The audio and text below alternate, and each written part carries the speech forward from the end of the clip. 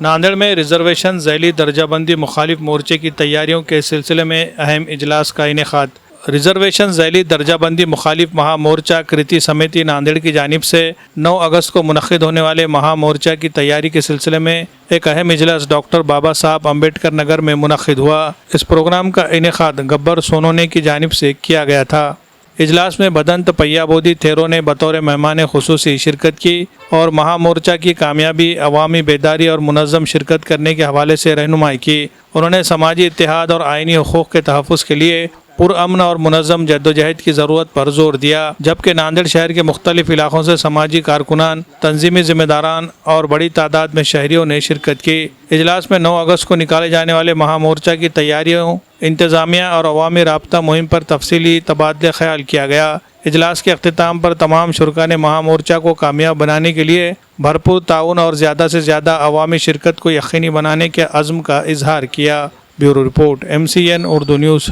9 August रोजी अ but क ड चा महामोर्चा होणार आहे।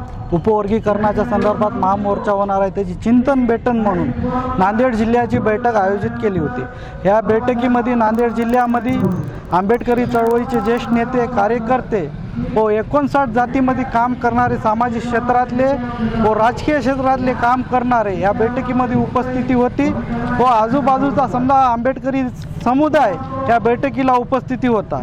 या बैठकीचं मेन ध्येय म्हणजे होणाऱ्या 9 तारखेला मोर्चामध्ये लाखोच्या संख्येनं सहभाग व्हा आणि मोर्चा यशस्वी करा। घरच्यांसंग समजा फॅमिली संघ या मोर्चाला उपस्थिती राहून या मोर्चाला यशस्वी करा, ह्याच या बैठकीचं मुख्य हेतू होतं आणि हेच सांगण्यासाठी बैठक आयोजित केली होती। आंबेडकर नगर किती लोक येतील? तुम्ही आव्हान काय करणार ते सांगा। आंबेडकर नगरमधून कमीत कमी म्हणजे आंबेडकर नगर, जेबीम नगर, स्वास्ती नगर ह्या संपूर्ण भाग मिळून 50,000 तो लोक इथून निघतात। बैठकीचा उद्देश काय? बैठकीचा उद्देश हाच आहे की जास्तीत जास्त संख्येने लोक जमा हो आणि मोर्चाला यशस्वी करा आणि या मनुवादी सरकारचा जे काय डाव होत आहे की 59 जातीला वेगळा पाडण्याचा, तो डाव ह्यांचा हाणून पाडण्यासाठी ही बैठक बोलवलेली आहे। महाराष्ट्र शासनाने SC प्रवर्गाचं अबकडं वर्गीकरण करण्याच्या संदर्भाने काय हालचाली सुरू केलेल्या आहेत, हे अबकडं वर्गीकरण होऊ नये यासाठी नांदेड जिल्ह्यामध्ये 9 ऑगस्ट रोजी अबकडं म्हणजे SC समाजाच्या उपवर्गीकरणाच्या विरोधामध्ये महामोर्चाचं आयोजन करण्यात आलेलं आहे।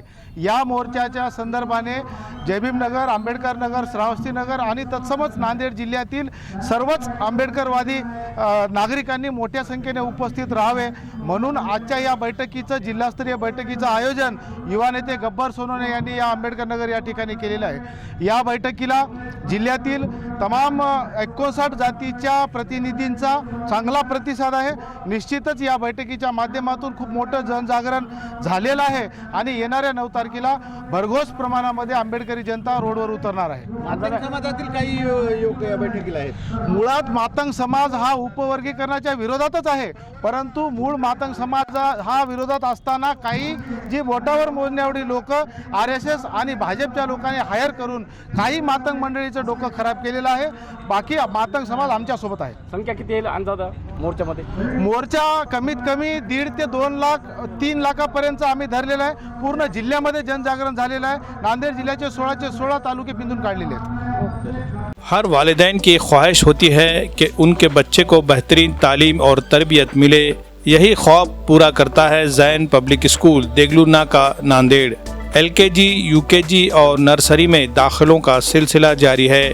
यहाँ तजुर्बेकार, तालीम याफ्ता, बासलाहियत असातिज़ा मोहब्बत भरे अंदाज में बच्चों की तालीम और तरबियत करते हैं। सिर्फ तालीम ही नहीं बल्कि बच्चों की ज़हनी, जिस्मानी और तख्लीक़ी सलाहियतों को निखारने के लिए रंग बिरंगे और दिलचस्प सरगर्मियों का भी खुसूसी इंतज़ाम है। जदीद सहूलियात से आरास्ता क्लासरूम, पीने के लिए साफ़ पानी, कुशादा और साफ़ सुथरा माहौल, यहाँ हर बच्चा खुशी के साथ सीखता और आगे बढ़ता है। ज़ैन पब्लिक स्कूल में हर बच्चे की इनफरादी सलाहियतों पर खुसूसी तवज्जो दी जाती है ताकि वो एतमाद के साथ अपनी कामयाबी की मंजिलें तय कर सके। दाखिलों के लिए किसी भी तरह का कोई डोनेशन नहीं बल्कि सिर्फ वाजिबी फ़ीस ली जाती है ताकि समाज के हर तबके के लोग अपने बच्चों को पढ़ा सके। तालीमी साल 2026-27 के लिए दाखिलों का सिलसिला जारी है। नशिस्तें महदूद है, इसलिए जल्दी कीजिए और आज ही अपने बच्चे का दाखिला यकीनी बनाइए। مزید معلومات اور رابطے کا پتہ زین پبلک اسکول ڈیلکس فنکشن ہال کے سامنے والی گلی نزد یوسف میڈیکل دیگلو ناکا ناندیڑ۔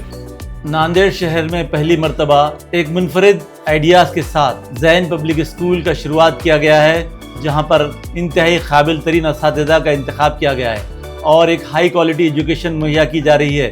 زین پبلک اسکول نہ صرف بچوں پر تعلیمی ترقی بلکہ ان کی جو ہے ہمہ جہتی ترقی اور ہولسٹک ڈیولپمنٹ پر خیال رکھتا ہے۔ یہاں پر تعلیم کے نام پر لوٹ کھسوٹ بالکل نہیں ہے۔ یہاں اردو انگلش اسکول ہونے کے باوجود اردو اور دینیات کی بھی تعلیم دی جاتی ہے۔ بہترین قابل اساتذہ بچوں پر پرسنل توجہ دیتے ہیں۔